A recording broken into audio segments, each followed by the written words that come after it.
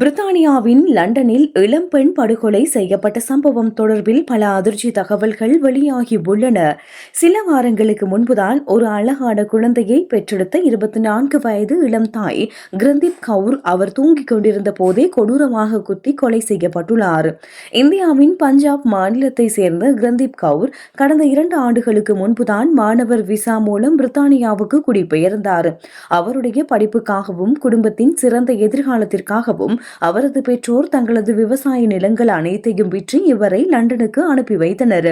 படிப்பை முடித்துவிட்டு சமீபத்தில் வேலை அனுமதி பத்திரமும் பெற்றிருந்தார். சில வாரங்களுக்கு முன்புதான் இவருக்கு ஒரு அழகான குழந்தை பிறந்தது. இதனால் குடும்பமே மிகுந்த மகிழ்ச்சியில் இருந்தது.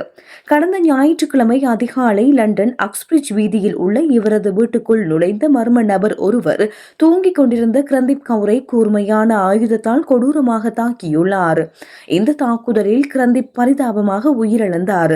அவரது கணவரும் இந்த தாக்குதலில் காயமடைந்து தற்போது சிகிச்சை பெற்று வருகின்றார்.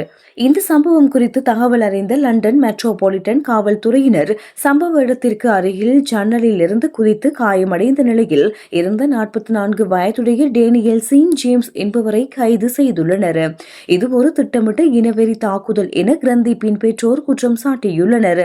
தனது மகனின் உடலை மீண்டும் இந்தியாவுக்கு கொண்டு வர வேண்டும் என்றும் குற்றவாளிக்கு கடுமையான தண்டனை வழங்க வேண்டும் என்றும் அவர்கள் கண்ணீருடன் கோரிக்கை விடுத்துள்ளனர். அதேவேளை இது இனவெறி தாக்குதல் என்பதற்கான ஆதாரங்கள் இதுவரை கிடைக்கவில்லை என்றாலும் அனைத்து கோணங்களிலும் விசாரணை நடத்தி வருகின்றோம் என லண்டன் காவல்துறை தெரிவித்துள்ளது. கைது செய்யப்பட்டுள்ள டேனியல் சீன் ஜேம்ஸ் மீது கொலை முயற்சி மற்றும் சட்டவிரோத ஆயுதம் வைத்திருத்தல் ஆகிய பிரிவுகளின் கீழ் வழக்கு பதிவு செய்யப்பட்டுள்ளது.